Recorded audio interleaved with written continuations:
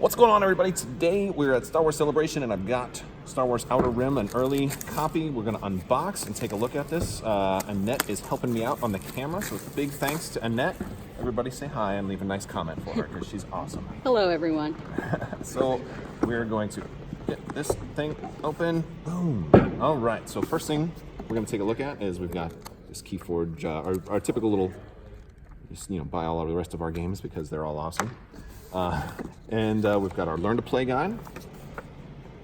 And we've got, what are you doing? Nice. No, I need those. I'm right in the middle of doing an unboxing video. Oh, sorry. This is my copy. No problem. You can look at them in a second. Just give me a few minutes. Give me a few minutes. All right. This is, because we have a lot of other games set up right here, and so we've got a pretty good Learn to Play. We've got a rules reference. Pretty standard. And what we just had some drama over was the X-Wing dice that come in this game. These were Worlds dice. Ooh. And yeah, we can see They're truly X-Wing dice. And I guess these are exactly the same as some of the old Worlds dice for like top 8.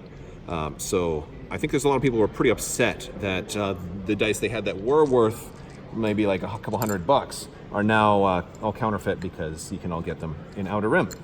So we've got some pegs and we've got our typical standees. We've got lots of cards. We'll go over those in just a minute. Lots and lots of cards and lots of punch boards and player stuff. So let's take a look at the different ships that we can get because this is important. So I already know how to play this game. I played it this morning over breakfast. So we've got starter ships. We're gonna have 4 of these. And this is the G9 Rigger. Or you can get the G1A Starfighter. You can choose at the beginning whether you want one or the other. One is a little more firepower and only speed 5, whereas the G9 Rigger is only firepower 2 but speed 6. So it's a little faster, so you can choose if you want to be combat or speed. And you get 4 of those, one for every player. But then here's all the different ships that you can buy. You can buy this Valorous or the GX1 short hauler, and every ship is going to have a ship goal. So if you're able to do what it, like if you buy this ship for its cost, which is up here, you're going to get a ship goal. If you do what it says, you'll be able to flip it over, and now it becomes the Valorous and has a special ability on there. So we've got the Valorous, we've got an HWK, which becomes the Moldy Crow. We've got the Lancer class Pursuit Craft, which becomes the Shadowcaster. We have the Heavy Duty Lifter, which becomes the Archangel. The Aggressor, which becomes the IG-2000. And then the Houndstooth, the Slave One, and the Millennium Falcon. I think, I'm not going to read all of them because, I don't want to be here all day. And we've got 4 of these player boards, and they're all different colors. But this is in Sealy plastic right now, so I'll leave them in there for this. But there's 4 of them, and you can have your different faction reputation over here, and you'll slide up and down. There's going to be some punch board stuff for that. And then this is where that little white peg is going to go to mark your fame. In addition, regularly you'll play till you get about 10 fame, or you can play a longer game to 12 fame, or you can play a shorter game, so like maybe 7 or 8 fame. So you can play, for a short time, medium time, or long time. We played this morning until only 1 fame because it was just a short game. So you can definitely do that. Now we've got our punch board. Let's go ahead and try to, we can do this. We'll try to open some of this punch board with a key that has the Chicago Cubs on our lanyard because we're in Chicago and it's appropriate, isn't it?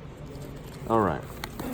So, like all FFG games, you got lots of cardboard, but no kind of insert. Granted, you can actually put all your big cardboard pieces underneath this spot, but there's really hardly any bags. We've got 1, 2, 3 bags, so there's going to be a lot of stuff that's loose. So first off, we've got a standee for all of our characters. We got IG-88, Boba Fett, Han Solo, Lando, Ketsu Onyo, Dr. Afra, Jan Ors, Jan Ors. She's still really Jan Ors, and Bosk. And we've got, these are money. These are 1,000 credits, 5,000 credits, and 10,000 credits. We've got our different patrols. These are for the different factions. We're going to see them here, and they're all different types of ships. The patrols are really cool. For our syndicate, we have, and this kind of represents the crime syndicates, like Black Sun or Crimson Dawn. We've got Z-95s, like a frigate there, and the Star Vipers, and I think this is that thing from Solo, isn't it? I think that is the big thing that Dryden Voss flew, the gambling ship. And then we've got just all kinds of little things. And these are going to be patrolling the galaxy during this game, and they're really fun because they'll fly out and if you get like the most deadly ones that have a dash there. That means they are going to kill you no matter what, and you can't defeat them. But the numbers, the smaller the number, the weaker they are. Like this little M3A Sick is only going to roll 3 dice against you. A Corellian Corvette will roll 6 dice against you. But then there's like the Moncal Cruiser. So a lot of cool little patrols. These are going to be end caps that are going to go on the end of the space line. Let's see what else we've got here. We've got some more credits, and we've got some blank space lines. So they printed stars on the back, but here we go. So we've got Tatooine and Nalhada, Naboo, Ryloth. We've got more, lots of credits. These are just normal tokens, but they're going to track those objectives. Like we talked about with the ships, it might say if you deliver 2 cargo. So you get 1 cargo on there, you put that on there to mark it, and then once you get the second one, you mark that, and now you can flip your ship. The same thing goes with player goals. There's going to be player goals as well. Let's see, we got all our different contacts. So one thing that's kind of cool, you'll notice next to these planets, we have these little like blurred out fulcrum kind of symbols where all the players go. And you're going to put these over here, and and it's going to be randomized, but you're going to go according to the color. The darker the color, there's like gray, green, and yellow. The yellow is the most difficult or most advantageous, and the gray is going to be like the simplest or easiest to win over. And a lot of them will, like there's a number and there's a deck of cards, and so like when you get Encounter Leia Organa, you're going to pull up card number 17, and we'll look at those cards in a minute, and you'll do whatever it says. And some of them you have to fight, some of them you have to bribe, some of them will hurt you, some of them will help you. So sometimes they'll join you, sometimes they'll fight you, and so that's cool. And it's going to be kind of randomized every game, so Leia might be on Mon Calamari one turn, and maybe Leia will be on Tatooine next turn. We've got the Ring of Kafrene, Takodana, Cantonica, and Ord Mantell. So we've got planets from all over the Star Wars galaxy, all from the Outer Rim, and then we've got regular damage tokens right here, which we're going to mark damage on your ships and on your players. And that's just about it for all of the punch board. We will take a look at some of the cards real quick. So for every planet, we're going to have these different cards, and now these are going to go next to the Tatooine and Nalhada space line spot, and we're going to have a whole deck of cards, or a miniature deck for every tile, and which also makes the game easily expandable because they can just say a replacement tile and you can build your own space line. But when you flip these over, they're going to be things like, here's what happens if you're on Tatooine, but if you happen to be on Nalhada, which is also on the same tile, you'll read this part instead.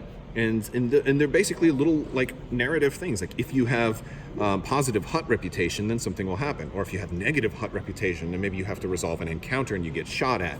And so like good or bad things can happen. And there's one of those for every place. And where your character stops, that's when you can resolve these.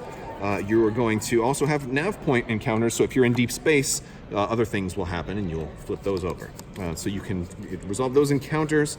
So that's all of our encounter decks. Then we're going to have the shop cards where you can buy things like gear or bounties, and you can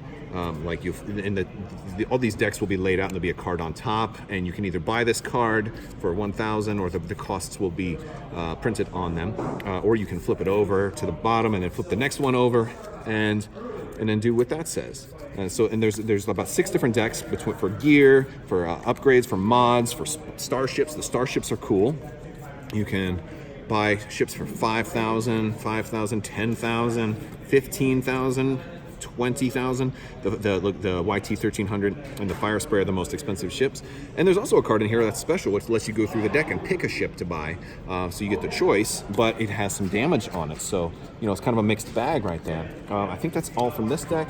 We have our character cards too, and that's what I'm looking for. They're going to be in here somewhere.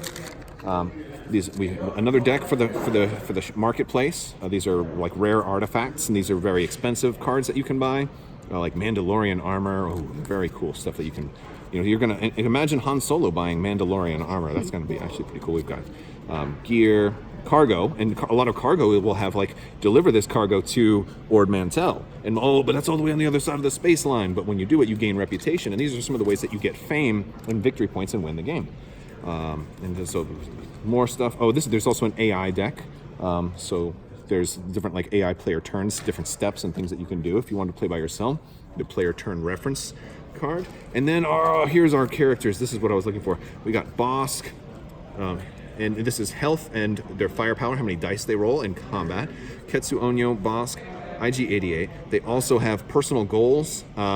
So if you have 2 droid crew, you can gain a fame and flip this card. When you flip the card, you get like a new powerful ability. So and everybody's gonna have character traits underneath, and this is gonna reference the different encounters. Like if you have strength, you're skilled in something, so you can roll dice, and it's easier for you to succeed skill checks if you have the required abilities. Some characters, like Dr. Aphra, have 3 skills, where some have only 2. So very cool. And this is our numbered cards deck, and then you want to keep these in numeric order. And that is everything. I think that's the whole game. So look for like some playthrough videos and more stuff for Outer Rim. And I want to thank you all so much for watching. Make sure to like the video, subscribe, stay tuned for more information from Star Wars Celebration. Thank you guys so much, and have a great day.